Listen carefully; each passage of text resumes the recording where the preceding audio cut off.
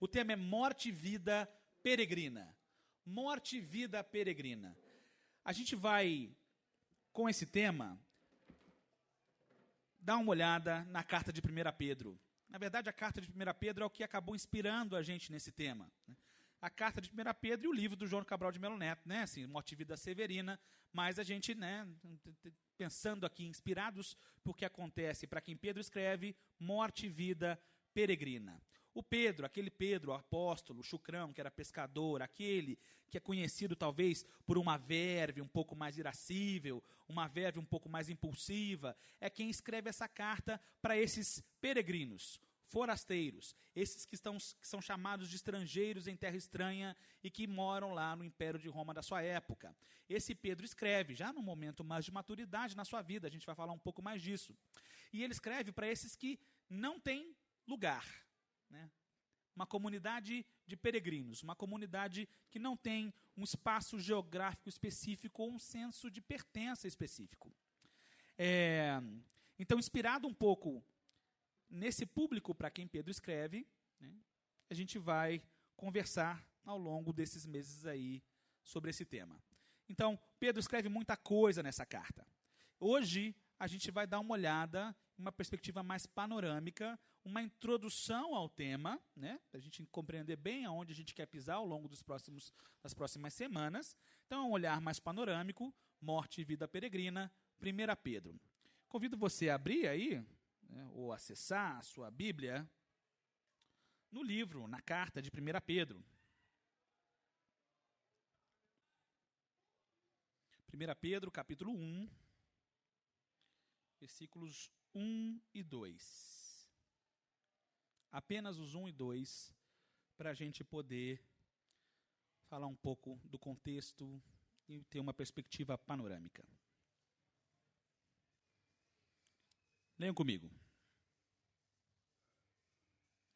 Pedro, apóstolo de Jesus Cristo, aos eleitos de Deus, peregrinos dispersos no Ponto, na Galácia, na Capadócia, na província da Ásia e na Bitínia, escolhidos de acordo com o pré-conhecimento de Deus Pai, pela obra santificadora do Espírito e pela obediência de Jesus Cristo e a aspersão do seu sangue.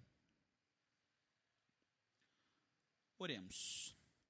Senhor, inspira a gente nesse momento, ajuda a gente a compreender bem o teu texto, a compreender bem aquilo que o teu apóstolo escreveu e traduzir isso para os nossos dias.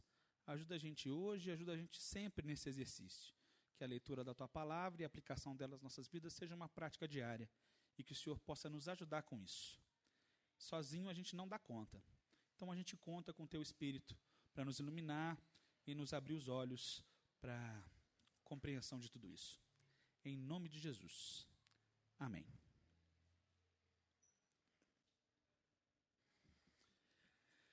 Antes de mais nada, 1 Pedro capítulo 1, de 1 e 2.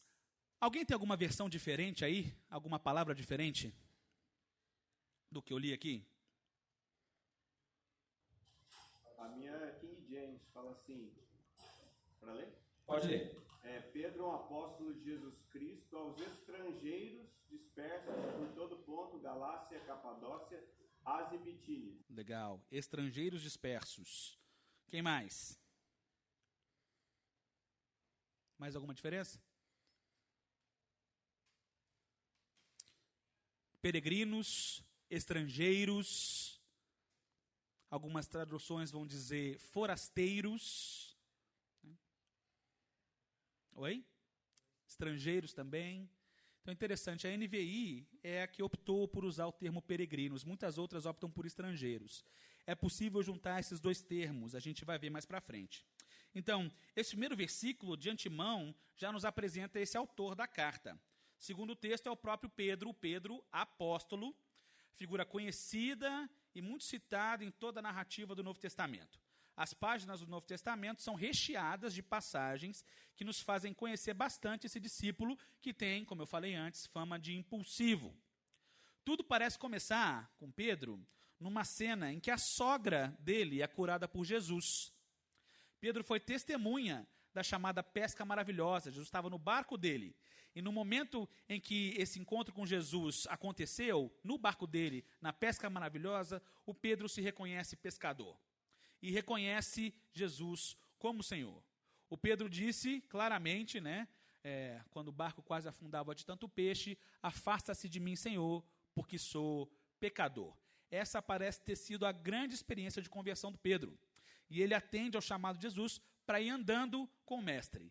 Pescador de homens. É como Jesus diz que ele vai ser dali para frente. Então começa uma caminhada de Pedro como discípulo de Cristo. E é nesse discipulado que ele viu e entendeu muita coisa que jamais imaginaria ver e entender. Curas, multiplicação de peixes, multiplicação de pães, ressurreição, expulsão de demônios. Pedro, aparentemente, compõe um certo círculo de discípulos, inclusive, que eram mais próximos de Jesus. E assim ele pôde ver de perto alguns ocorridos que só ele e outros viram. Ele, Tiago e João, né, os mais próximos. Como, por exemplo, os ocorridos no chamado Monte da Transfiguração. Um contato direto e milagroso que fez um maravilhoso link entre os profetas do Antigo Testamento e Jesus no Novo Testamento. Ele foi capaz de dizer grandes verdades e grandes bobagens a respeito de Jesus. Talvez por isso chamem o Pedro de impulsivo, inclusive. Ele sentou-se à mesa com Cristo e teve seus pés lavados pelo Mestre. Ele viu Jesus ser preso. Ele sai para a guerra, corta a orelha de um soldado. Talvez por isso chamem ele de impulsivo um pouquinho. Ele viu a morte do Messias e volta a ser pescador de peixe. Um belo dia, ele recebe a notícia da ressurreição. Umas mulheres estavam dizendo que Jesus ressuscitou. E ele vai lá ver, com seus próprios olhos. Ele vai visitar o túmulo e volta admirado. Cristo chama Pedro para apacentar as suas ovelhas. Aquele trecho famoso, tu me amas, Pedro? Tu me amas? Então apacenta as minhas ovelhas. Um clássico texto que nos remete a essa relação de Pedro com Jesus. Pedro viu Jesus ascendendo aos céus.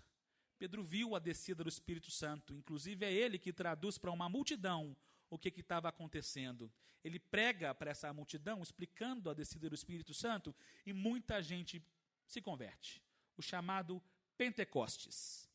O antigo pescador de peixes se torna, então, um conhecido e respeitado líder na igreja primitiva em Jerusalém. Ele tem as suas desavenças com Paulo.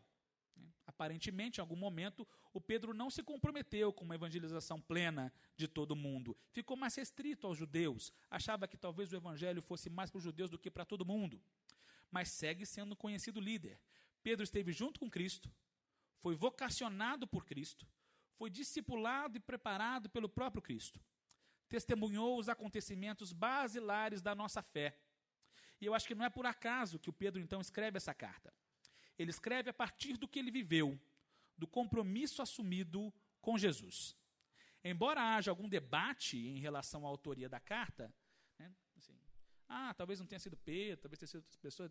Assim, embora haja algum debate, existe muito consenso, e a maioria das pessoas tranquilamente reconhece o Pedro como o autor desses escritos. Talvez não o autor que de fato escreveu, mas o autor que de fato ditou. Porque a característica de um pescador não é de ser uma pessoa mais letrada. Então, talvez ele tenha ditado, provavelmente ele ditou a carta. Mas, independente, a assinatura da carta remetendo a Pedro nos remete também a toda essa narrativa bíblica, a toda essa construção que o próprio Cristo faz a partir dos seus evangelhos e que tem a ver com o histórico desse homem que é narrado nas próprias Escrituras. Mas se com relação à autoria da carta tem consenso, talvez com relação à data que a carta é escrita não tenha tanto consenso assim. Aí a discussão é vasta, mas elas se concentram aproximadamente ali entre 54 e 68 depois de Cristo. Isso é interessante, essa discussão é interessante, porque a datação acaba acontecendo, por conta dos ocorridos que Pedro cita na carta. Pedro fala de perseguição sofrida pela igreja no primeiro século. E aí uns vão falar que tem a ver com a perseguição do imperador Cláudio. Outros vão falar que tem a ver com a perseguição do imperador Nero. Se é a perseguição do Cláudio, é antes. Se é do Nero, é depois. Então a discussão vai nessa brincadeira aí. Mas a verdade é que o Pedro fala muito de sofrimento e perseguição nas duas cartas que levam a sua assinatura. E o autor também nos diz de onde escreve. Lá no capítulo 5, se você olhar a sua Bíblia aí, lá no capítulo 5, versículo 13, ele registra que as saudações daqueles que se reúnem em Babilônia. Saudações do que se reúnem em Babilônia. Aparentemente, Babilônia é uma referência à própria cidade de Roma. Roma, a capital do Império Romano. E isso nos dá a entender que o autor escreve na presença dos irmãos, os irmãos lá daquela cidade. A história e a tradição vão nos apontar que, no caso, Pedro estar em Roma, no primeiro século, mais ou menos nos anos 60 do primeiro século, em Roma, significa para o Pedro estar bem perto da sua morte. Então é interessante pensar nessa questão, porque nos ajuda a entender e ler de forma diferente, talvez, o tom do Pedro ao longo da carta. Potencialmente, é uma carta de quem sabe que está vivendo os seus últimos anos, os seus últimos momentos de vida. Como seria falar de sofrimento ou de perseguição dessa situação? Acho que muda muita coisa, né? O lugar de fala de Pedro pula nesse sentido. Pois bem, como testemunha que foi chamada pelo próprio Cristo, Pedro compõe o grupo de pessoas chamados apóstolos. É como está, inclusive, a apresentação dele no primeiro versículo. Pedro, apóstolo de Jesus Cristo. A questão do apostolado é muito séria e tem sido alvo de algum bom debate entre teólogos ao longo de muito tempo também. A questão é que o apostolado é algo que, no contexto das cartas do Novo Testamento, tem um apelo muito importante. Comunidades surgiam. Esses tempos aqui, assim, da década de 40 até a década de 90, o ano 100 ali, pipocou a igreja. Pipocou a igreja.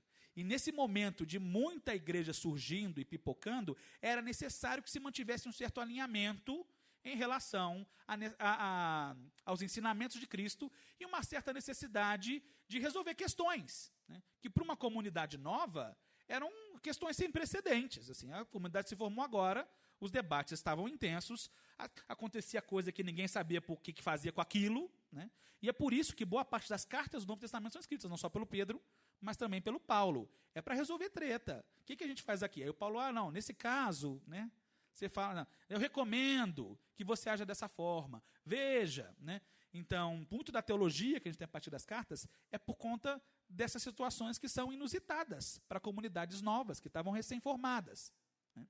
Então, a referência apostólica representava um lastro de comunicação importante dos ensinamentos na comunidade com os ensinamentos do próprio Cristo. A verdade dos apóstolos representaria a verdade do próprio Cristo nesse sentido, uma vez que eles foram as pessoas que mais desfrutaram e testemunharam de perto tudo aquilo que Jesus disse e que Jesus fez. Não nos interessa aqui toda a problematização de se apóstolo é um título exclusivo dos 12 ou não, se Paulo é o 12º apóstolo ou não. A questão é que um apóstolo, nesse momento, representava uma liderança importante e aparentemente reconhecida pela comunidade, e quando eu falo comunidade aqui agora, é para além de Jerusalém. Toda a comunidade chamada cristã, espalhada, dispersos pelo Império Romano. Participam de alguma forma na escrita dessa carta, isso a gente vê no capítulo 5, lá no finalzinho, o Silas e o Marcos. Silas, aparentemente o escriba dessa carta, é o Silas que esteve nas viagens missionárias com o Paulo. E o Marcos é o Marcos que escreve, provavelmente o Marcos que escreve o Evangelho, que também é o Marcos que gerou uma treta do Paulo com Barnabé. Em algum momento o Paulo fala, olha, se ele não vem, não dá, leva para casa. Mas depois é o mesmo Marcos que Paulo chama de volta, Manda o Marcos vir ter comigo. Então, na presença desses irmãos, vinda de Roma, enviado no contexto daquela comunidade e do contexto do próprio Pedro, que em boa medida já eram muito mais experientes em relação à perseguição e sofrimento do que aqueles para quem Pedro escreve. E dessa experiência, então, Pedro, Roma, dispersos e peregrinos, distantes de Roma, que brota essa carta enviada para aqueles que potencialmente começavam a passar pelas perseguições. E quem são esses, então, né? Que comunidade é essa para quem Pedro escreve? Peregrinos e forasteiros, estrangeiros, dispersos, eleitos de Deus. Não fazia muito tempo que o evangelho se espalhava pelas regiões que o Pedro cita aqui: Ponto, Galácia, Capadócia, Ásia e Bitínia. Talvez essas sejam as regiões mais ao oriente do Império Romano. Oriente para cá, para mim, oriente. Para você, mais ao oriente, né? Na pontinha mais ao oriente do Império Romano. Uma comunidade de comunidades de pessoas espalhadas no que poderia ser considerado, então, a periferia do Império Romano. Ao que parece, a intenção era que esse material, inclusive, pudesse circular dentro dessas diversas geografias que o Pedro cita. E se você olhar o mapa, né, da antiguidade naquela região, você vai ver que o movimento que o Pedro faz aqui, da Galácia, né, que ele começa no ponto, Galácia, Capadócia, Ásia, Bitínia, faz o círculo no mapa. Né, assim. Então parece que o Pedro está pensando, a carta é para circular mesmo, né, nessas regiões todas ou nas comunidades que ali surgem. Há que se tomar cuidado, então, como pensamos essa questão da peregrinação. Talvez, para um meio católico, né, tão próprio da nossa América Latina, peregrinar tem a ver com essa lógica de fazer romaria, né, de visitar um lugar santo, uma caminhada de penitência, ou alguma coisa da conscientização da sua espiritualidade, ou de talvez o conhecimento de si mesmo, né, uma peregrinação interior, ou ainda, né, uma viagem, que não é uma perspectiva mais blogueira, né, assim, um mochilão, vou fazer um mochilão, né, peregrinação chique, 2.20. Talvez a gente confunda isso com as populações nômades. Mas assim, o que o Pedro chama de peregrinos, estrangeiros, forasteiros, não tem nada a ver com romeiro, nem com turista e nem com nomadismo. O romeiro e o turista têm ponto de partida, tem para onde ir e tem para onde voltar. O peregrino não. O nômade leva o lar consigo. O peregrino não. Então é diferente. O nômade vai se estabelecendo em locais específicos, temporariamente ele leva. O lar dele é esse, ele vai com o lar. O peregrino não. Ser peregrino é um estilo de vida específico. Viver como estrangeiro também tem as suas perspectivas específicas. Ser peregrino, diferente de ser romeiro ou de ser turista, não é uma escolha. Tem a ver com essa ausência de pertença. Tem a ver com essa vida que é na estrada, com a busca de um estabelecimento de um lar. Você não sabe exatamente onde é, como vai ser. A questão dos peregrinos e forasteiros, que eram na carta de Pedro, pode ser explicada de duas grandes formas. Numa primeira olhada, talvez mais rápida, mais espiritualizante, é possível a gente botar em planos mais abstratos a noção de peregrinação, fazendo dela uma metáfora para a nossa viagem, para a nossa jornada espiritual sobre a Terra. Né? Como se a gente vivesse peregrinos aqui, rumo ao nosso lar celestial. Então é como se Pedro estivesse escrevendo para pessoas que teriam essa consciência religiosa de uma não pertença a esse mundo. Uma consciência, inclusive, da brevidade da sua vida nesse plano. Uma finalidade para quem caminha rumo à eternidade. Uma oposição entre a caminhada na Terra e a cidadania celeste. É uma abordagem importante, é importante manter ela em vista. É uma perspectiva importante, inclusive, para a gente saber aplicar aquilo que o Pedro fala no texto dele. Mas uma outra abordagem, também muito importante, tem a ver com a interpretação do texto e a sua colocação em termos sociais e históricos para a época. E a abordagem que faz referência a esse público de acordo com a sua condição sociopolítica. Um grupo que é sujeito a diversos processos de colonização do Império Romano naquelas regiões mais ao oriente do Império. Peregrinos, forasteiros, estrangeiros. Às vezes, o governador enviava aquelas pessoas que não eram cidadãs, os cidadãos de Roma, para essas regiões. Porque em Roma eram vistos como subalternos, bagunceiros. Então manda para popular aquelas áreas lá da ponta, porque aí alivia a nossa vida em Roma e de quebra popula lá e garante o nosso domínio sobre o território. A qualificação principal para serem deportados, nesse sentido, era carecer da cidadania romana. Era não ter cidadania romana. E o equivalente de latim para o estrangeiro ou peregrino, aqui no versículo 1, seria um termo legal referente a um indivíduo livre, mas que não era cidadão romano. Livre, não cidadão. De maneira que essas pessoas eram vistas como estrangeiras, tanto nas áreas romanas da onde estavam, tanto nas áreas romanas para onde iam, porque ele não era cidadão, não tinha cidadania, apesar de livre. A expulsão romana mais conhecida, de fato, aconteceu no Império durante o Império do Dr. Cláudio lá, do tal do Cláudio, quando ele expulsou vários judeus de Roma, incluindo a Priscila e o Áquila, que aparecem lá em Atos, capítulo 18. Entre esses judeus, certamente havia cristãos recém-convertidos. Talvez, inclusive, numa quantidade razoável dentro desse povo que saiu de Roma.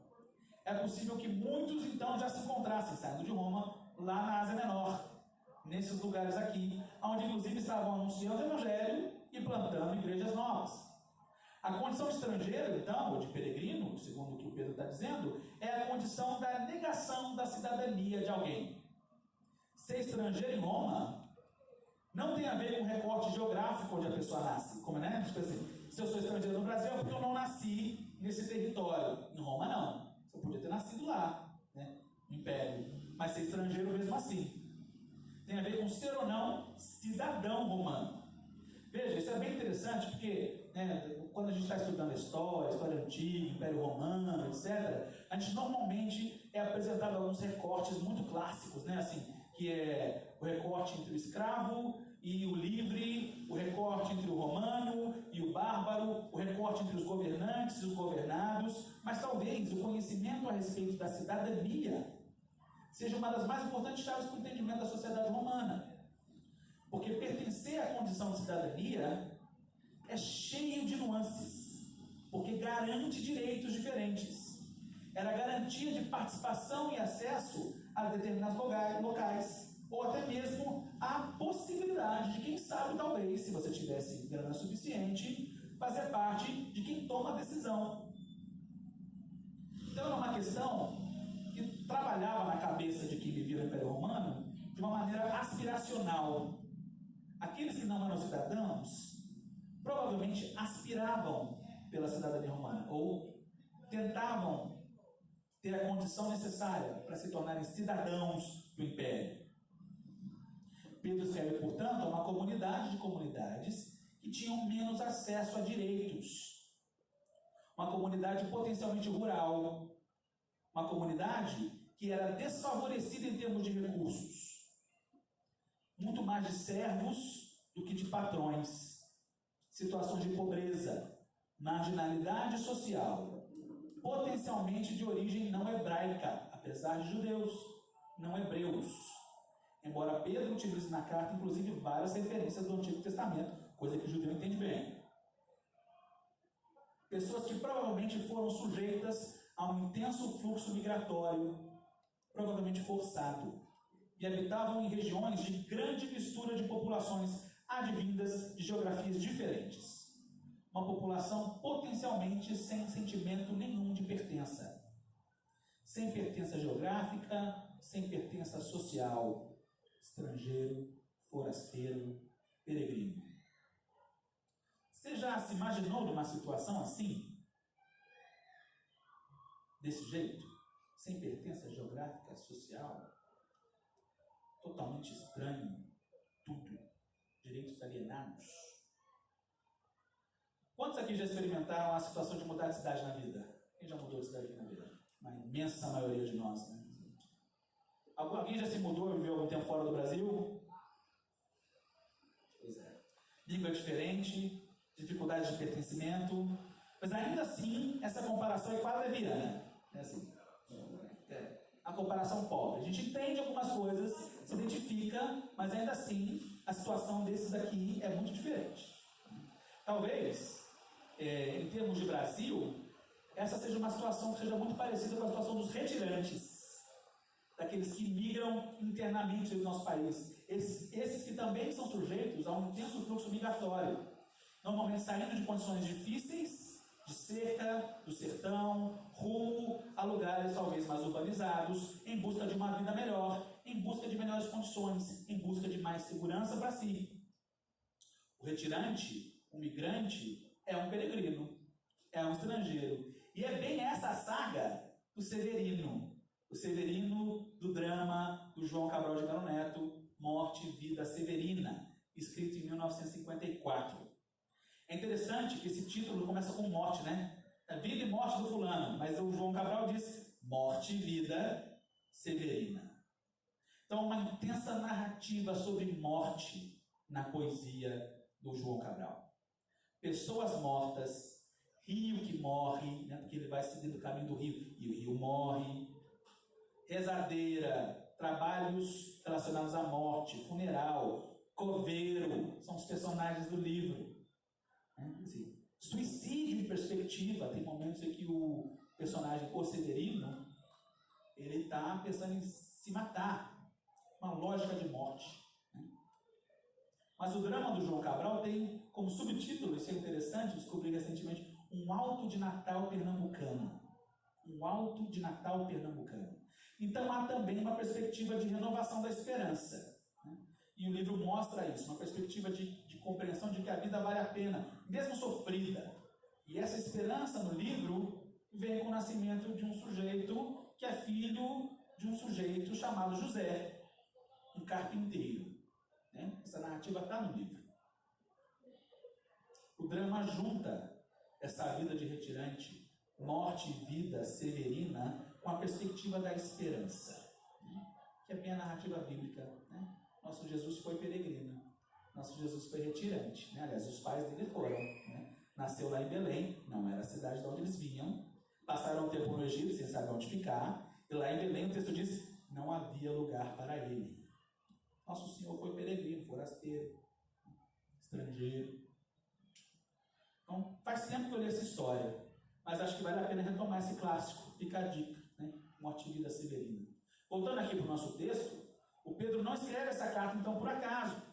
Parece haver ao longo da carta uma construção da identidade de um povo.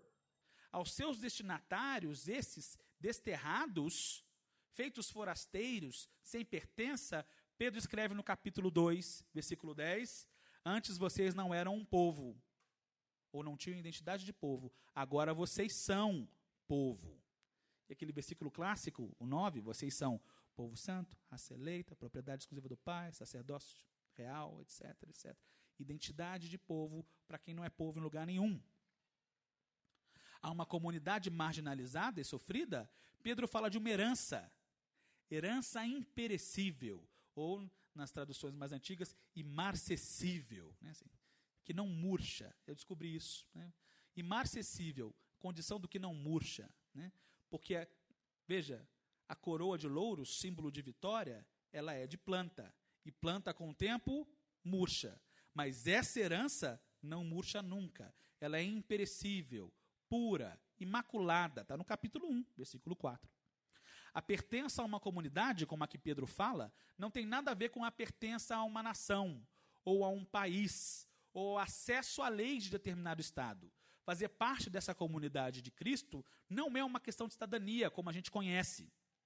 Talvez um judeu típico da época de Jesus diria, Deus acima de tudo, Israel acima de todos.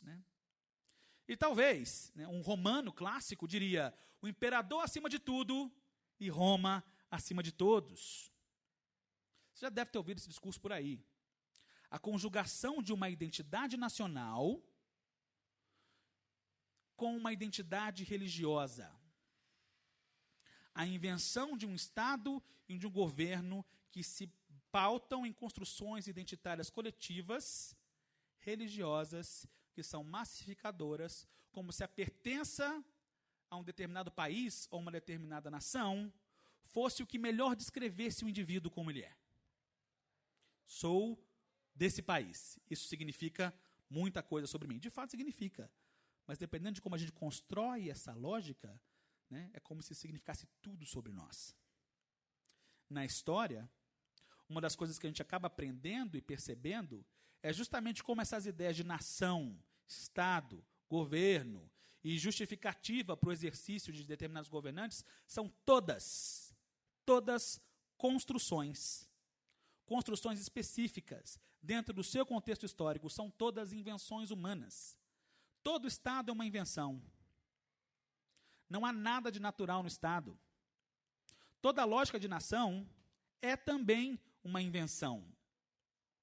Uma construção que é, sim, ideológica, mas que é também, às vezes, inclusive, teológica. Construir um Estado teologicamente. A história conta trocentos casos. Mas, às vezes, essa perspectiva de construção ideológica é, inclusive, uma construção anticristã. Às vezes, é, inclusive, anticristã. A geografia de um Estado, ou de um chamado país, também é construída. Né? Nenhuma geografia, nenhuma fronteira que você conhece hoje no mapa esteve sempre assim. Todas as fronteiras que você vê no mapa hoje, elas foram construídas. Todas. Alguém traçou. E para construir essa geografia, ou essa noção de limite, de barreira geográfica, teve guerra, teve sangue derramado. Então, veja, a construção de uma nação, tal qual a gente conhece hoje no século XX, tem a ver com derramamento de sangue, ao longo de décadas e séculos, alguns ainda hoje. Tem um texto de um historiador, filósofo camaronês, chamado Achille Mbembe. Ele fala muito sobre as construções identitárias e nacionais da África. Chama Formas de Autoinscrição Africanas. Esse é o nome do texto. Talvez pensar a questão da construção identitária num período pós-colonial africano seja uma coisa importante para a gente ver as nossas próprias construções identitárias nacionais hoje em dia. Segundo o autor, existem 3 questões que acabaram impactando profundamente as questões nacionais, ou de noção de nacionalidade, na África, ao longo desses últimos 50 anos, que é mais ou menos o período em que a África começa a ficar independente mesmo. Primeiro, um estado de guerra. É guerra para tudo que é lado. Ou mesmo sem guerra, os estados são guiados por lógicas militares, os chamados militarismos africanos. Segundo, uma ótica de consumo e o desejo de acesso ao mundo globalizado capitalista. Terceiro, um estado de religião. Um estado que confunde pastoreio de comunidades com exercício de poder político parecido com o governo. 3 coisas que o Achille Mbembe percebe na formação identitária africana nos últimos anos. 3 coisas que ele compreende que são tenebrosas para essas construções identitárias nacionais. Ainda bem que a cidadania do Evangelho, ou a pertença a essa comunidade a quem Pedro escreve, não tem nada a ver com essa pertença nacional, estatal, governamental. Há uma população vulnerável que sofreu ou que viria a sofrer perseguição, especialmente por conta da sua fé. O Pedro explica acerca de um novo nascimento, uma nova condição que traz esperança, capítulo 1, versículo 3. O Pedro bem poderia ser chamado de um apóstolo da esperança, tanto que ele fala de esperança. Né? Não por acaso, né, eu faço parte da Aliança Bíblica Universitária, né, sou obreiro na Aliança Bíblica Universitária. Em 2006, a gente teve um congresso chamado Missão 2006, e a turma estudou 1 Pedro lá, e o tema do congresso era Esperança Viva em Jesus. Esperança Viva em Jesus, a partir de 1 Pedro. Aliás, esses escritos de Pedro, de alguma maneira, sempre têm esbarrado comigo, dentro e fora da Aliança Bíblica Universitária. Né? Para você ter uma ideia, o documento norteador de planejamento da ABU do mundo chama Pedras Vivas, baseado em quê? Capítulo 2 de Pedro. Porque a gente é comunidade, pedra viva, com Jesus a pedra fundamental. Né? Como é que essa situação de vulnerabilidade de uma comunidade peregrina e uma identidade que não tem nada a ver com uma identidade de país, de Estado, de governo, como é que essa situação nos toca? De que forma uma comunidade forasteira e peregrina poderia servir de modelo para nós hoje? Tem um texto que o autor parece juntar um pouco daquelas abordagens que eu falei, né? De uma peregrinação espiritual e da condição do peregrino, a condição sociopolítica do peregrino. Segundo ele, a entrada numa comunidade, uma perspectiva de um novo nascimento, a adesão a um conjunto de pressupostos éticos a serem seguidos, configuram, sim, um senso identitário, uma comunidade. E a relação dessa comunidade com a cultura que cerca sempre trará tensões. Sempre trará tensões. Adentrar numa nova comunidade, mesmo com a noção de pertença social e geográfica do contexto onde você está, ainda assim vai trazer estranhezas, vai trazer tensões. Então, sim, dentro da perspectiva que o Pedro propõe para nós, receber Cristo, querer fazer parte da comunidade de Cristo, em alguma medida nos fará, sim, estrangeiros e peregrinos aonde estivermos. E isso certamente nos coloca numa situação, sim, de vulnerabilidade. Vulnerabilidade, marginalidade, estranhamento, inadequação. Esses parecem ser os traços marcantes da comunidade para quem Pedro escreve. São esses os chamados a saberem explicar a razão e a esperança da sua fé, no capítulo 3 dessa carta. Em meio ao sofrimento, esperança. Em meio às fraquezas, surge uma perspectiva, inclusive, missiológica.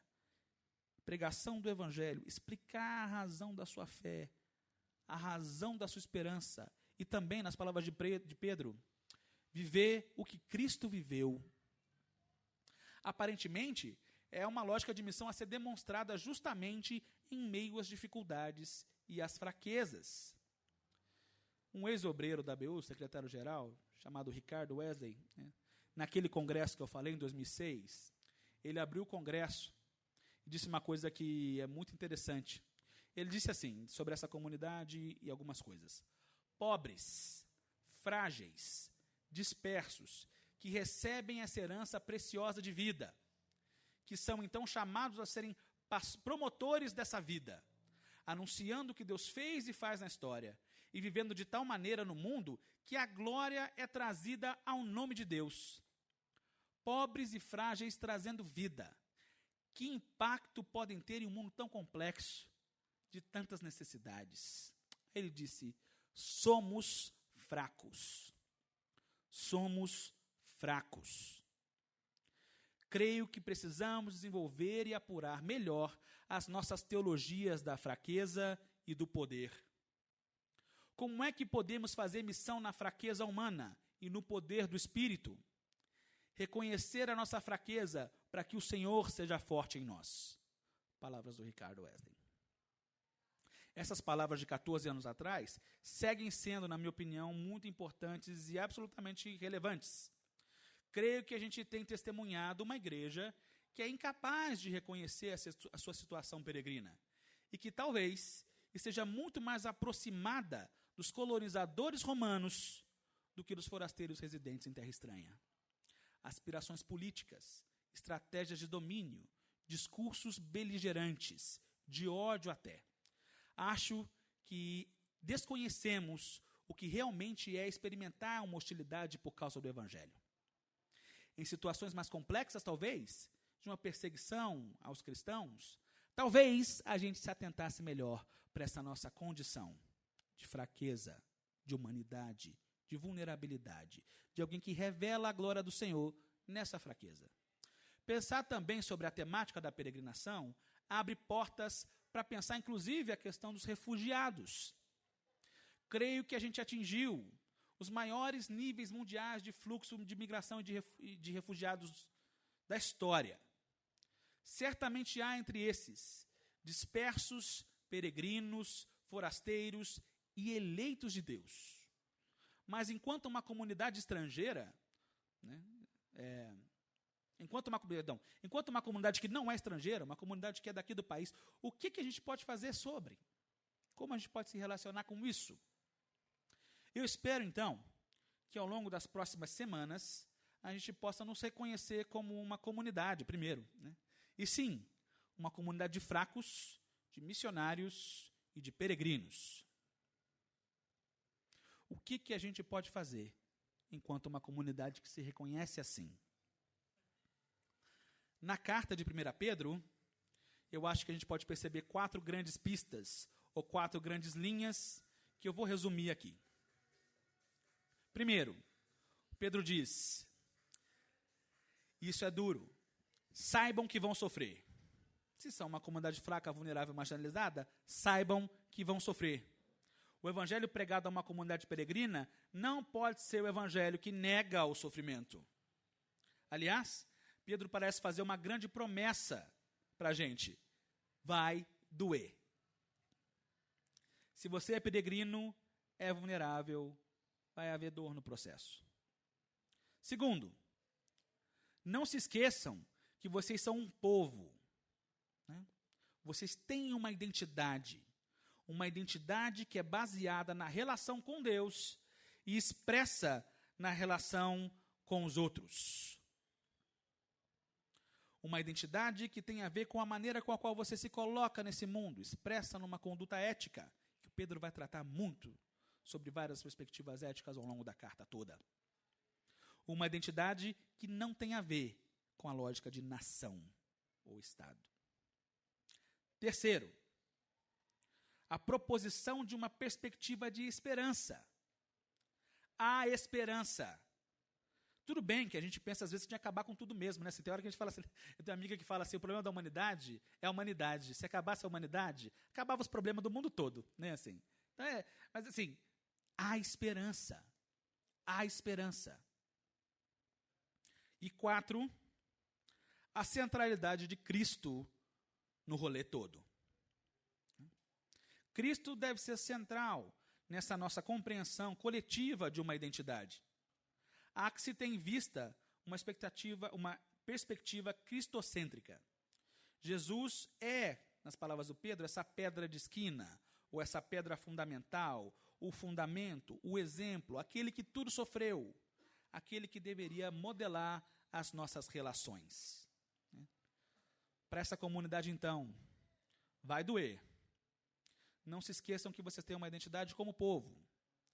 Não percam a esperança e que Cristo seja o centro do rolê. O Senhor nos abençoe ao longo das próximas semanas e nos ajude a compreender, então, o desdobrar da carta de Pedro. Morte e vida peregrina. Amém? Vamos orar.